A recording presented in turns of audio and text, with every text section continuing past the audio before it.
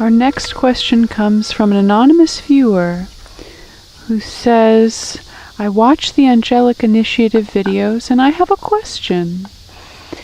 At the end of episode 1034 with Wubby, some angel is talking about how the oppositional defiant disorder is in all life on our planet, and even in the atoms of our planet. In episode 1029, Archangel Gabriel talks about how troubled the astral dimensions are, how bad guys are preying, Preying, on those who are praying, Praying. Lots of other episodes have the same theme of astral fakers who are really bad guys, going around pretending to be gods. My question is this. What do we do now to pull this disaster out of the ditch? How can we get humanity to stop destroying the planet and threatening our civilization? How can we salvage some of this civilization? Whoa. They keep showing a stack of plates, as in a restaurant. I see a stack of plates. And they're breakable plates. They're plates that break. And it's as if somewhere about 2/3 of the way down the stack, there's a plate that represents this dimension. I see that. And the ones beneath it are rotten, and the ones above it are rotten, or like they would crumble if you try to pull them out. They've gone bad somehow. Yeah. And this one is the same, but what are presences in that dimension supposed to do? How are they supposed to rescue it when there's trouble above, trouble within, trouble smaller, trouble everywhere? We have interest in this question, friends. We have strong interest in an answer to this question. Will anyone answer this question? Who will answer this question? This is the feeling we sometimes get in using life between lives hypnosis as a way of achieving breakthrough. Yeah, that's true. Is where it feels as though we have somehow gotten past all of the barricades into an area where they don't expect to see the public wandering around. That's true, in the higher dimensions. In the higher dimensions, way, way, way up high. And they're basically saying, how did you get in here? It's like when we called the White House Situation Room. That's right. When we had somehow gotten the phone number of the White House Situation Room and called and asked some question that they really didn't want to answer. Don't recall what the question was. That's right. It was this wonderful moment.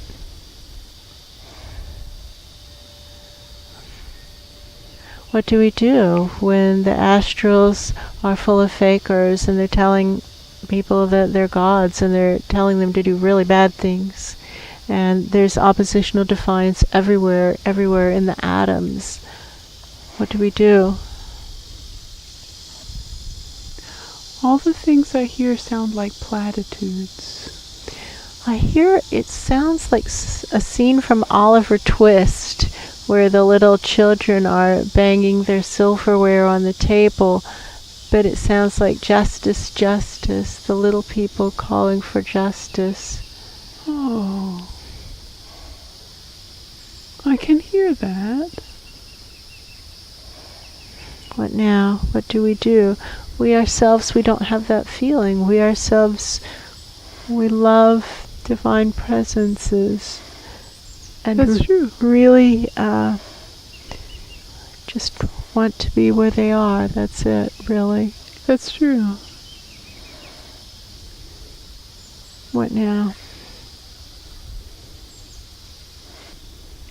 We know that often people who say, give me the resources, I'll do the job for you, when they're given the resources, they don't do what they said they would do. That's true. And that Spirit has given the resources to people who really looked like they were going to do it, and then those people have shut down and said, no, I'm not going to. Yeah, that's true. I don't want to do it and you can't make me. The tech billionaires have enough money to install all the green solutions that are needed. The money's there.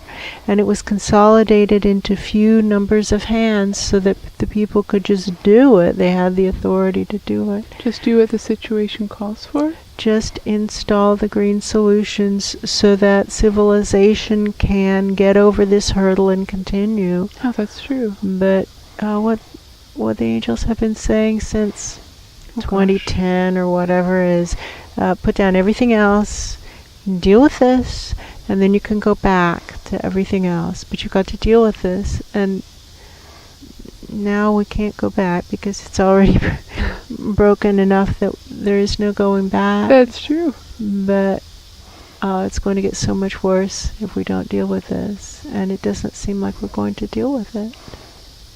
Now what? I see somebody, and it's looking possibly like Horatio Vanovanov, and he's talking about what he's learned, and we know that he's learned that what seems like the kind and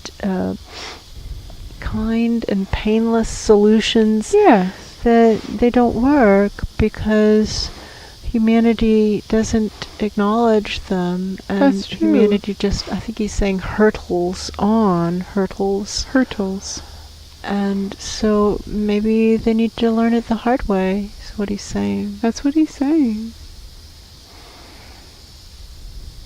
What about those of us who want to be in the presence of divinity?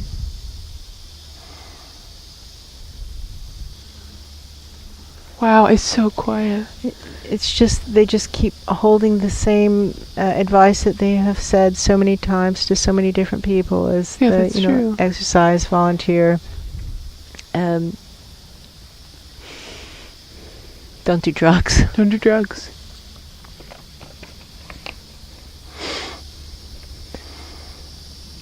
What does that mean then? What does that mean? Please help us understand. I can hear somebody talking. It's a recording of our Ra.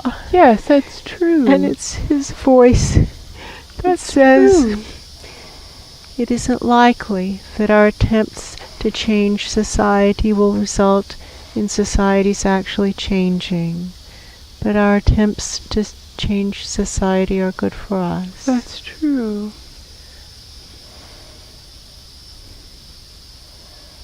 Okay. Well, that's a pretty good answer. Thank you.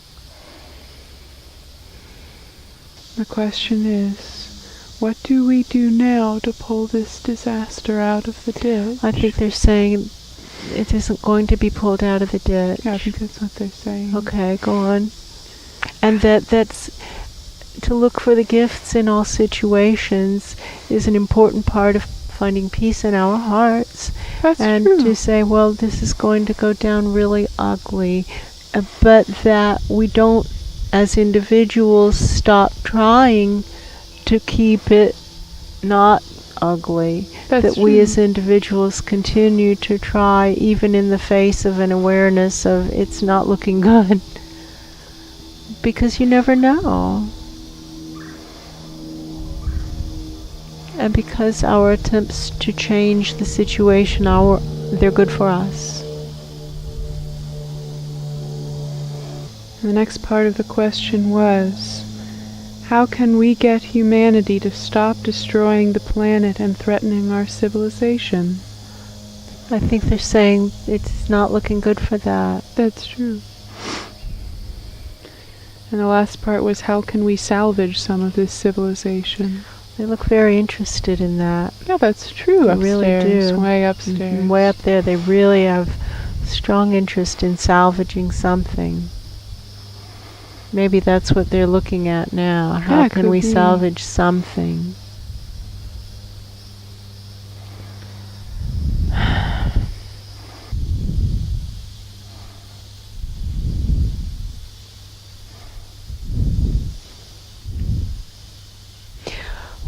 They're showing something that we were coming across when we're attempting to find expressions about the urgency of climate change. Yeah, that's true. That were compelling to the rank and file, to the non-scientific community, and that there was some statement that it was the poorer nations of the world who were going to suffer the most. But that is not our perception. Whoever's speaking, our perception is that the poorer nations of the world, people still remember how to haul water, and they're still trying to grow food, and they aren't just buying everything from factory farms. Whereas the nations of comfort, what they're calling the nations of comfort, they've forgotten everything about how to survive, and they're just going to stub their toe, fall on their face, and be too fat to stand up. That's true. And that it is, in fact, the most comfortable nations who will suffer the most. That's what they're saying. That's what they're saying. I can follow the rationale. I can follow it. If I'm living in the jungles of the Democratic Republic of the Congo, that's right. What do I care if the grid just went down in North America? It doesn't make much difference to me. No difference. It might be many years before I even know about it. That's true. I can follow that. I can follow that. Oh, you know what? No. Not only that, but if someone was born into the wealthier countries, they obviously had the soul plan to do something about climate change. Right. And so it's not just about how in the current life the people in poorer nations are going to have it not as bad. It means that when they reincarnate, it's not going to be so much of a difference. But when the people of the wealthy nations, like the people we interact with, like us, when they die, when we die, it's going to be so much worse because we got the resources so we would do something. Right. And we didn't. Right. It's up to each of us as individuals to do everything possible. Try to be the largest contributor to the change, not the smallest contributor. Asking up, what more can I do, and what more can I do, and what more can I do, and now what more can I do? That gets us headed in the direction of starting to do whatever it is that we're supposed to have done in this life. And we may not have as much time left as we think. Who knows? None of us really know. That's true. Everybody thinks they have longer than they actually do. For him is the message. And why do you ask? I feel done. Yeah, I think that's it. That's it. They're just saying, look, it's over. No. Isn't that what they're saying? I think so. That's what they're saying. Look, it's over. It's going to unravel ugly as can be. It's so cruel for these people to be continuing to have babies. These children are going to suffer so deeply. It is not easy when civilizations crumble. It's so bad. It's so bad for the children, and it's bad for the mothers of the children also. Oh, yeah. Women suffer when their children suffer. And we really need to see if we can change our foundational assumptions. In North American society, the foundational assumption is that I shall have 2 children, and if you really like kids, then you have 3 children. That's right. And we need to change that foundational assumption to, I don't need to have any children. I can still be viewed as a good person by having no children. And if I just feel like I will die if I don't have children, then I can have a child. But to get rid of that foundational assumption. And we know that it's just societal expectation. That's because we can watch how family sizes have shrunk over time, where 6 children and 10 children used to be normal, and then there was an era where 4 children were normal, and now 2 children are normal. There can be an era where no children are normal. That's true. There can be that era. And then at least we're not bringing new children into the world who are going to be suffering before they reach adulthood. It's just cruel. It really is.